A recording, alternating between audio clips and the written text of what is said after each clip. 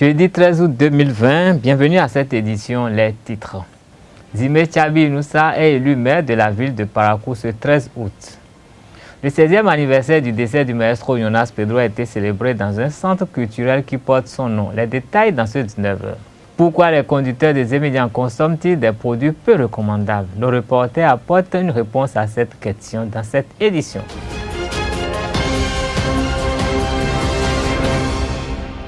Mesdames et messieurs, bonsoir. Débarrons cette édition avec un invité que nous recevons aujourd'hui sur ce plateau. Il s'agit de Hanan Raimi qui est venu nous parler d'un événement qui aura lieu demain, la signature d'un partenariat entre le label Stone Music Production et l'artiste Omev. Chers amis internautes, comme je vous l'annonçais en titre, j'ai un invité dans ce studio. Il ne s'agit pas d'un individu quelconque, mais il s'agit d'un grand homme. C'est quelqu'un qui est avec les artistes, donc il est avec ceux qui tutoient Dieu. Il fait leur promotion, il est avec nous. Je ne vais pas vous dévoiler son nom, mais je vous dis d'abord qu'il est le directeur artistique du label Stone Music Production. Il est également le copromoteur du site Sislet Blog. Bien sûr, c'est ça. Hanan? Ouais. Hanan Raimi? Ouais, c'est bien ça ton nom? Si, à l'état civil, oui. Très bien. Parle-nous du Sislet Blog. Bah écoutez, Sislet Blog, c'est un site de communication, c'est un site de communication de publicité, lequel est le meilleur blog communautaire du Bénin, au Bénin Blog Award depuis 2018 jusqu'à aujourd'hui. Voilà, ouais. Et là, vous êtes là au nom de Stone Music Production? Si, Stone Music Prod, c'est une maison de production franco-ivoirienne en l'occurrence, qui a décidé de planter quelques-unes de ses graines ici au Bénin.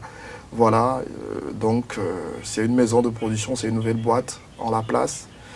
Et on va voir ce que ça va donner. Ouais. En tout cas, ils sont nouveaux ici au Bénin, du moins ils seront des nouveaux ici au Bénin. Et voilà, on va commencer par voir en fait ce qu'il en retournera d'ici à là. Vous avez parlé de semer des graines. Si. Mais ce que vous allez faire maintenant, c'est comme replanter, sinon transplanter un petit arbuste. Parce que ce n'est plus tout à fait une graine. Oui, si. Bah écoutez, on va tout de suite commencer déjà par baliser le terrain par la signature de l'artiste Omev. Ah oui. Voilà, Omev qui est un des artistes les plus talentueux du Bénin. Oui. Et bon, il n'est plus à découvrir, hein, tout le monde le connaît déjà. Donc on va le signer, c'est un artiste très talentueux, c'est un garçon qui en a beaucoup à apporter à la musique béninoise et tout, ça on le sait déjà. Donc on a tous vu le lancement de son son Wally, oui. Ce single, ça a fait couler beaucoup d'encre, donc voilà. Donc c'est un peu un son plein de messages quand même. Ah ben si. Ah oui. Bien sûr. Donc demain, à partir de demain, Omev fera partie du label Stone Music Production. Oui, normalement, à partir de demain, Omev, on pourra lui dire bienvenue à la maison de production, dans la famille Stone Music Prod. Et dès que ce contrat sera signé, ça veut dire qu'il aura la chance d'être très bien vu par quel canal? Ah bah, il faut croire que oui, déjà les réalités dans la musique, dans le monde de la musique, partout au monde entier d'ailleurs, sont telles que, voilà, tout artiste a besoin d'une maison de production. Voilà, c'est franchement le must. Donc il en a vraiment besoin, lui comme n'importe lequel des autres d'ailleurs. Donc on va le signer et voilà, ça va booster sa carrière. Il aura droit au bon carnet d'adresse de la maison de production et tout ce qui va avec. Voilà. Un chèque? Ah bien évidemment, il y a forcément un chèque à la signature, mais non, c'est un chèque de quel montant, ça je ne saurais vous le dire. Même si j'aime l'argent. Hein. Tout le monde aime l'argent. Bon. Ok, voilà. Je suis sûr que dès qu'il fera partie de ce label, il y aura forcément des collaborations, des feats. Forcément. Vous pouvez nous souffler quelques mots? Ah ben... Des noms? Bon, même si j'aurais voulu vous tenir en haleine, je vais quand même vous souffler une de ces collaborations. Actuellement, on est à la cuisine, on est en pleine collaboration avec un des artistes phares de ce rap game, en la personne de Blaze.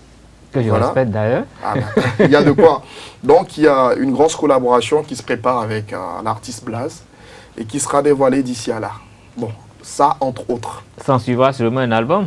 Ben oui, forcément, il y a son album qui est déjà en train d'être préparé. Ouais. D'accord, l'artiste il est en train de préparer déjà son album qui sera lancé d'ici à là. Après, il y a une tournée qui se prépare aussi, une tournée dans la sous-région et une tournée européenne aussi. Qui va être lancée d'ici à là. Après, voilà, il y a des tas d'autres projets, il y a des vidéoclips qui seront lancés et tout. Donc voilà, C'est toute une panoplie je sais pas, enfin, de bien achalandé en fait dans le bouquet. De toute façon, des choses qui vont lui permettre de s'ouvrir à notre monde. Forcément. Ouais, mais le label Stone Music Prod, c'est quand même une maison franco-ivoirienne. Ça suppose qu'il y a quelques artistes déjà qui sont dans votre cassette. Au Bénin, l'artiste Omer sera le premier. Oui. Voilà. En revanche, en Côte d'Ivoire, il y a d'autres artistes déjà. Voilà. Il y a de Bordeaux, qui est un des artistes qui, d'une manière ou d'une autre, est forcément de l'écurie Stone Music Prod aussi. Oui. Voilà, la direction artistique de Stone Music, de l'artiste de Bordeaux, Likofa, est assurée par Stone Music Prod. Ah oui. Voilà, en France aussi, il y a quelques pépites du rap français qui sont signées par la maison. Donc voilà. Alors là, je peux dire que la carrière de Omer va prendre un autre envol. On espère bien, forcément. Ce ne serait pas sans nous. On l'espère bien. Merci d'être passé dans notre studio. Non, c'est moi qui vous remercie. Et demain, nous serons avec vous pour commencer à quand même booster la carrière de... On a hâte, on a vraiment hâte. N'est-ce pas? Si. Merci infiniment. C'est moi qui vous remercie. Et bon vent à vous. Merci, pareil à vous. Ça y est, la ville de Parakou connaît enfin le successeur du maire Charles Toko. Il s'agit de l'ancien journaliste Zimé Chabi Inoussa. Cette élection a eu lieu ce jour, 13 août, au terme de moult revirements et une semaine après le report de la séance du 7 août dernier. C'est donc finalement l'élu du bloc républicain qui prend les clés de la municipalité de Parakou. Le maire sortant Charles Toko, du même parti, hérite du fauteuil du premier adjoint au maire. Mustapha Orou Gankou, de l'Union progressiste, devient le deuxième adjoint au maire. Abdoulaye Alimatou de la force Kori.Benin émergent FCBE est la troisième adjointe au maire, suivie de son colistier Idrissou Boukari, chef du premier arrondissement, et de Abdul Razak Maman, du même parti également, chef du deuxième arrondissement. Ibrahim Chabi Maman du bloc républicain ferme la marche de l'exécutif en tant que chef du troisième arrondissement de la ville de Parakou. Votée au cours de ce mois de juillet, la révision du règlement intérieur de l'Assemblée nationale est conforme à la loi fondamentale. La Cour constitutionnelle l'a validée à travers la décision DCC 20-560 rendue le 6 août dernier. Louis Vlabon, le président de l'Assemblée nationale, a saisi la haute juridiction pour le contrôle de la conformité à la Constitution de la résolution numéro 2020-01 portant révision du règlement intérieur de l'Assemblée nationale. Disposition prise conformément à l'article 191 du règlement intérieur de l'Assemblée nationale. Le président de la commission des lois, Orden Aladati, a retracé l'historique du vote de cette loi et de ses grandes innovations. C'était le 9 juillet dernier sur l'émission L'invité sur Esaü TV. Depuis la 6e législature, les députés ont tenté de toucher au règlement intérieur. Moi, personnellement, au cours de la 7e législature, j'ai été membre d'une commission dirigée par l'honorable Gounou, au fin donc de proposer les modifications souhaitables par rapport au règlement intérieur. Nous avons fait un travail. Alors, l'orientation donc de ce travail était un peu plus osée, hein. C'est-à-dire que nous avons fait un travail dans le fond où il fallait par exemple revoir la structuration du bureau de l'Assemblée nationale. Nous savions que les commissions techniques que nous avons aujourd'hui, il y a eu beaucoup de voix qui ont proposé que l'on puisse étoffer ces commissions et que l'on ait un peu plus de commissions telles que la commission suivi, évaluation, par exemple, ainsi de suite. Voilà un peu des points qu'au cours de la 7e législature, les députés ont validés. Mais voilà que le bureau de l'Assemblée nationale nous saisit sur 16 points précis qui ne concernent pas ces points. On dit, ben, on profite pour quand même régler nos problèmes parce que le règlement intérieur sur le temps a révélé donc quelques insuffisances qu'il va falloir corriger. Donc on s'est dit, on en profite pour corriger ces insuffisances. Mais alors, quelle sera la portée donc de cette modification? Est-ce qu'on va dans le sens des rapports qui ont été déposés par le passé qui visent quand même à revoir fondamentalement les choses à l'Assemblée nationale ou bien on reste donc dans un amendement technique et mesurable? En commission, nous avons opté pour les modifications donc dans une portée limitée pour ne pas aller dans le fond. Tout ce qui pourrait avoir des incidences financières et tout, nous les avons mis de côté. Donc il y a eu les 16 points de résolution du bureau de l'Assemblée nationale, les points d'insuffisance que nous avons révélés par le passé, mais qui n'ont pas d'envergure sur les finances de l'Assemblée nationale et autres. Mais en plus, il s'est fait qu'entre-temps, nous avons modifié la constitution du Bénin. Ce qui fait que le règlement intérieur n'est plus en cohérence avec les dispositions constitutionnelles. Donc, il était nécessaire donc, de mettre le règlement intérieur au goût du jour donc, de la Constitution révisée. C'est ce que nous avons fait. Mais il se fait que dans les discussions, nous ne sommes pas compris sur un point. C'est le fameux article 24. Globalement, ça parle donc des conditions donc, de création des groupes parlementaires à l'Assemblée nationale et donc de leur fonctionnement. Alors, les débats en cours, c'est des points majeurs. Est-ce qu'un parti politique représenté à l'Assemblée nationale peut s'organiser à travers plusieurs groupes parlementaires ou pas? Vous devrez avoir votre réponse donc dans la perspective, pas dans la perspective, dans l'idéal donc du système partisan réformé que nous sommes en train de poursuivre, de construire chaque matin. Et vous êtes d'un même parti politique et vous venez au Parlement et vous êtes dit que vous avez plusieurs groupes parlementaires. Pourquoi? C'est ça la première question. Sur ça, nous n'étions pas totalement d'accord. Deuxième point de vue, un parti qui vient à l'Assemblée nationale, qui n'a pas les 10%, ce n'est pas nouveau pour dire que pour constituer un groupe parlementaire, il vous faut 10%. Si vous venez à l'Assemblée nationale, que vous n'avez pas 10% pour faire à vous seul un groupe parlementaire, est-ce que vous pouvez vous mettre ensemble avec les députés d'un autre parti qui, comme vous, n'ont pas pu avoir les 10% pour qu'ensemble, vous créez un groupe parlementaire? Voilà la deuxième question qui s'est posée aux députés. La troisième question, c'est que comment, quand le groupe parlementaire est constitué, comment il se structure à l'intérieur? Avant, c'était un secrétariat, un président et un secrétariat. Par gentleman agreement, nous nous sommes entendus cette fois-ci pour avoir un petit bureau, puisque c'est de gros partis aujourd'hui. L'Union progressiste à l'Assemblée nationale seule aurait pu créer 5 groupes parlementaires. Le Bloc républicain, à lui seul, aurait pu créer 4 groupes parlementaires. Pour mémoire, aujourd'hui, 10% des députés à l'Assemblée nationale pour créer un groupe parlementaire, ça fait 9 députés. Donc l'Union progressiste, qui a 46 députés, aurait pu créer 5 groupes parlementaires. Et puis le Bloc républicain, qui en a un peu moins, 37 je crois, aurait pu créer 4 groupes parlementaires. Mais nous nous sommes dit que c'est incohérent par rapport à la réforme du système partisan. Donc l'UP a un seul groupe parlementaire et le BR un seul groupe parlementaire. Voilà qu'il est temps de changer le règlement intérieur de l'Assemblée nationale. Est-ce que nous consacrons ce que nous avons géré politiquement à travers les tests ou pas? C'était la première question sur laquelle on ne s'est pas entendu. Alors, évidemment, nous avons tranché, il faut consacrer cela. Quand vous êtes un parti politique représenté à l'Assemblée nationale, un seul groupe parlementaire pour parler en votre nom. Et puis terminer. Par rapport à la seconde question, est-ce que plusieurs partis politiques représentés à l'Assemblée nationale peuvent se mettre ensemble et créer un groupe parlementaire? C'est non. Si vous n'avez pas le nombre requis pour avoir un groupe parlementaire, vous êtes non inscrit. Et si vous démissionnez, parce que vous pouvez être député, élu sur la liste d'un parti politique, et décider de ne pas appartenir au groupe parlementaire qui répond au nom du parti. Mais alors, si vous le faites, vous demeurez non inscrit jusqu'à la fin de la législature. Le 16e anniversaire du décès du maestro Jonas Pedro a été célébré hier 12 août 2020 à l'espace culturel musique clinique Jonas Pedro de Calavi. Une célébration dans un lieu au nom de l'Église disparue qui rappelle les valeurs chères à cet ambassadeur de la culture béninoise de renommée planétaire.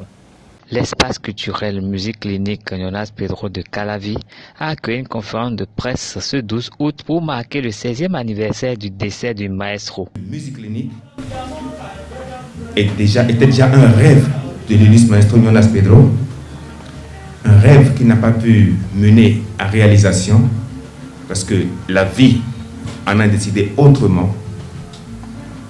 C'est chose naturelle. Il a fallu du temps, des faits devant Dieu et sans témoin pour que moi, personnellement, mon humble moi, ait fini par accepter que Jonas Pedro soit parti. Je ne vais pas rentrer dans ma vie privée, mais il avait ce rêve. Musique clinique pour lui devrait être un espace qui contiendrait un dispensaire construit dans le Monokoufo pour aider les paysans. Présent à cette rencontre, le pianiste et acteur culturel Rishmi Tota rend hommage à la mémoire de l'ambassadeur de la musique béninoise. Qui peut ne pas aimer le maestro Jonas Pedro, que nous sommes en train d'écouter en fond sonore? C'est un génie. Et vous savez, les génies ne s'égalent pas. J'ai eu l'information, je suis là. Je ne pourrais ne pas être là. Il faut être là pour honorer la mémoire de cet illustre artiste, le grand ambassadeur de la musique béninoise. Les mots me manquent pour qualifier cette icône mondiale. Hein. Sa renommée dépasse le Bénin, même l'Afrique. Tout le monde le sait.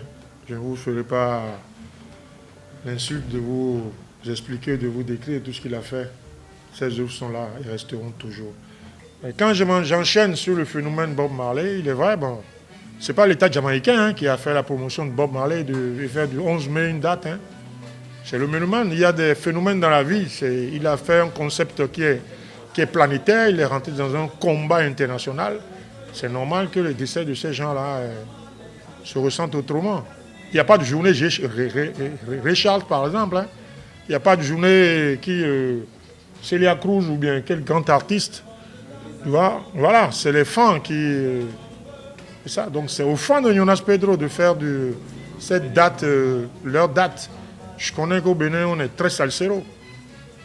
Vous voyez, donc les gens le font de façon sporadique. C'est nous-mêmes. Hein. Sinon, c'est ce que nous ferons de nos artistes, de notre patrimoine, que les gens feront. C'est nous qui devons amener l'État à venir sur ça. Si nous-mêmes nous banalisons et nous attendons qu'ils le fassent, mais ils ont des milliers d'artistes à gérer. Il y a plein d'artistes décédés. Et puis le gouvernement, ce n'est pas seulement la culture. Hein. Les sportifs meurent. Soweto est mort. Ce type-là, il a parlé du Bénin. L'espace culturel musique ligne Jonas Pedro, qui abrite cette conférence de presse, sera bientôt ouverte pour accueillir des activités culturelles. Pour mémoire, Jonas Pedro a marqué les générations sur les 5 continents pendant les 41 années qu'ont duré sa carrière. Un bref aperçu du salsero dans cet élément de la rédaction. De son vrai nom, Jonas Sossou Pierre Kwasivi, Jonas Pedro est né le 10 janvier 1943 à Cotonou, au Bénin. Le salsero béninois est mort le 12 août 2004 au Centre national hospitalier universitaire Hubert Koutoukou Manga à l'âge de 61 ans des suites d'un cancer de la prostate au bout de 40 années de carrière. Il laisse en héritage d'innombrables albums et 7 enfants. En tant que chanteur, auteur, compositeur, instrumentiste et danseur, Jonas Pedro a pratiqué le high life, la juju musique et le agbadja. Il a modernisé le agbadja traditionnel de Lokossa, sa ville d'origine dans le département du Mono au sud du Bénin. Il en fait le agbadja world beat. Il chante dans de nombreuses langues telles que le mina, le hadja, le yoruba, le français, l'anglais et l'espagnol. Jonas Pedro a chanté Fesso Jaye, qui est devenu le générique d'une émission à succès des Jeux panafricains en 1973. Jonas Pedro a su marquer le monde musical avec plusieurs titres tels que Davoda Bome, Yiriri Boum, Azonklon, Kandevie, Les femmes d'abord, Oh que le temps passe, Las Melodias. Jonas Pedro estime que la musique guérit. Il l'a chantée et il a créé la salle musique clinique dans sa maison où des maladies peuvent être guéries.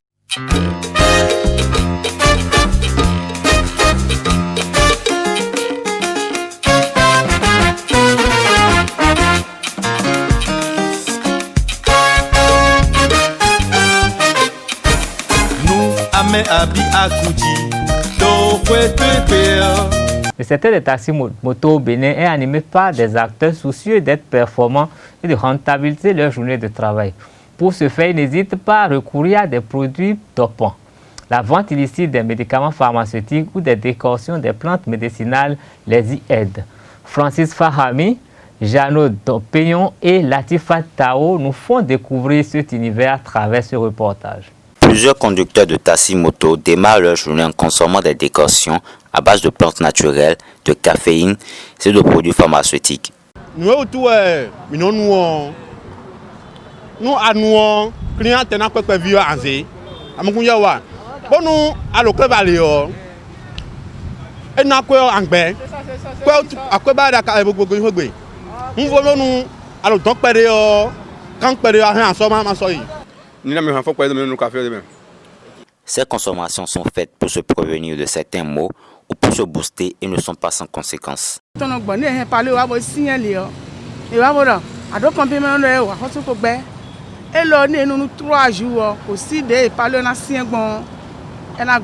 Quand tu as la fatigue, d'abord nous traitons la fatigue, le paludisme et le paludisme. Oui.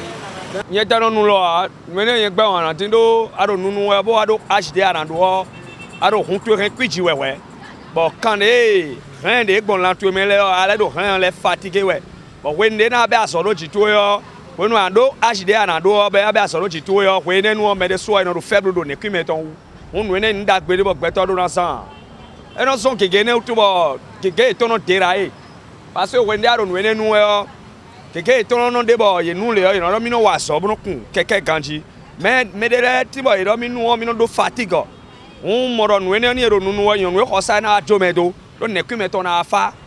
Ces usages qui sont de l'automédication sont très répandus et méritent l'attention de l'autorité.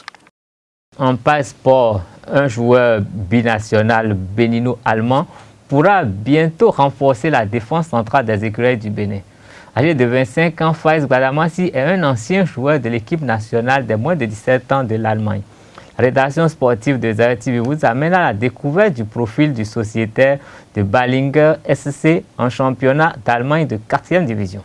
Puissant, fort dans les duels, bon timing, Faiz Gbadamassi ou Faiz Gbadamassi peut intéresser le sélectionneur national du Bénin, Michel Dussuyer. Sa puissance et son physique ajoutés aux qualités indéniables de Olivier Verdon pourraient constituer l'avenir de la forteresse des écureuils.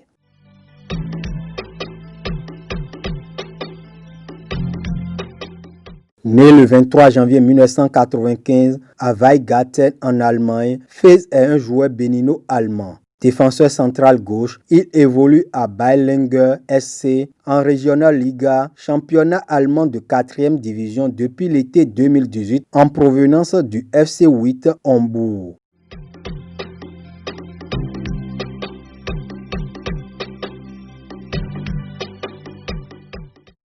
Faiz Gbadamassi fait ses débuts au centre de formation SV en Keuret. Une année plus tard, il rejoint le FV Ravensburg pour continuer sa formation. Il confirme son talent en rejoignant le FC Fribourg. Intégré à l'effectif des moins de 20 ans à son arrivée au club, il gravit les échelons jusqu'à l'équipe réserve. De 2011 à 2012, Faiz Gbadamassi connaît la sélection de l'équipe nationale allemande des moins de 17 ans. Avec la Die-Mannschaft, il dispute 4 matchs contre l'Italie et l'Azerbaïdjan.